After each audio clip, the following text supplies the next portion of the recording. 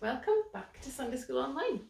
Now today's story is quite a familiar one. In fact, the next few are quite familiar, so I thought we'd have a wee look back at how they fit into our story, the story of the Bible.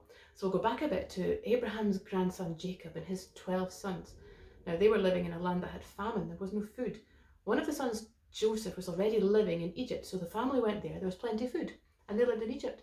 While they were living there, they became a big family, and they became known as the Israelites as well, because that was Jacob's other name, Israel. Pharaoh, the king of Egypt, he wasn't very happy with them. He didn't treat them well. So God sent Moses to rescue them.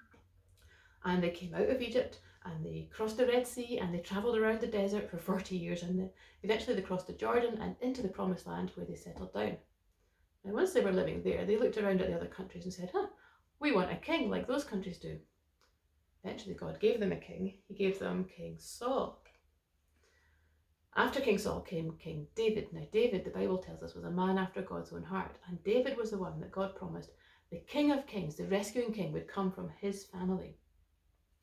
David's son Solomon was the next king, and he was a very wise man, and he was the one that built the temple for the people to worship God in, and the Ark of the Covenant was stored there. Solomon had a lot of wives, and a lot of things distracted him towards the end of his life, so he wasn't honouring God so much, and God said that the kingdom would now be split. So Solomon's son Rehoboam became the king of Judah, and the rest of the tribes lived in the north. They were the northern kingdom of Israel. Now the king of Israel, Jeroboam, he was worried that some of the people would travel back to worship at the temple and then they might not come back. So he started building idols for them to worship in the northern kingdom. And eventually the kings of Judah started building idols too.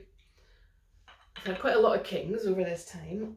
Some of them were good kings. Remember, we had Hezekiah and we had Josiah. Josiah found the book of law and he read it and he had all the people of Judah worshipping God again, and he took away all the idols.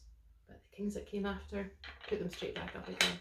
They had lots of warnings. They had the prophets of God. We had Elijah, Elisha and Jeremiah, who kept warning them that destruction would come if they didn't turn from their idols and honour God again. But they didn't listen to the warnings. The kings that came after, they ignored everything God told them, and eventually, big king came from Babylon, Nebuchadnezzar, and he took all the people of Judah and all the Israelites back to his land, Babylon, where they had to live. And he destroyed the city of Jerusalem, burned it all down. So now they're all living in Babylon. We had some of those guys last week. Remember Daniel, Shadrach, Meshach, and Abednego? They were some of the Israelites living in Babylon. They were actually working in the king's palace.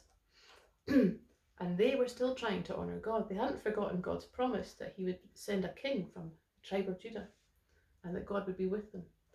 Remember, they helped Nebuchadnezzar understand his dream. God told them what Nebuchadnezzar's dream was, that dream about the statue with the 4 different kingdoms represented, and then the big rock that came and destroyed the statue, and it grew into a kingdom that took over the whole place, and that was God's kingdom, God's everlasting kingdom. After that time, Nebuchadnezzar remembered Daniel's God for a while, but he still had all these other idols around, and eventually he thought, I'm going to build something for myself. He's quite an extravagant man. Look up the Hanging Gardens of Babylon, that was Nebuchadnezzar as well. But he built himself a statue of himself, covered in gold, and it was huge, and he told the people they had to bow whenever they heard music, bow down to this statue. Otherwise they'd be thrown into a fiery furnace. So of course, people bowed down to the statue. Shadrach, Meshach and Abednego had a problem.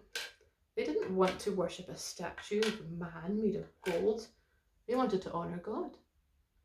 I think if I'd been there, I might have pretended to tie my shoelaces or something, made it look like I was bowing down, but not these guys. They didn't do that. Kind of still happens today, doesn't it? Somebody wants to tells you, you've got to do this, you've got to do this, and you think, no, God wouldn't want me to do that. It's not honouring to God. It's not how I want to live my life. But we're too shy or too scared. We forget that God is with us, and we don't know, we maybe pretend to go along a bit. Shadrach, Meshach and Abednego, they remembered that God was with them and they wanted to honour him. They said to Nebuchadnezzar, we're not bowing down to your statue. Our God is with us. Which made Nebuchadnezzar very angry. So he had the fiery furnace heated up even hotter than before, and he had them put in. And there they are, all in the furnace. It's actually really hot. I think we should probably put on a lid. Nebuchadnezzar came along to see what was going on in the furnace, and he found something very surprising. Can you see what he found? going to read about it in our story. So go find the story, have a read, or listen to the story being read, and then we've got our questions and our things to discuss and a colouring sheet and a quiz as well. See you next time.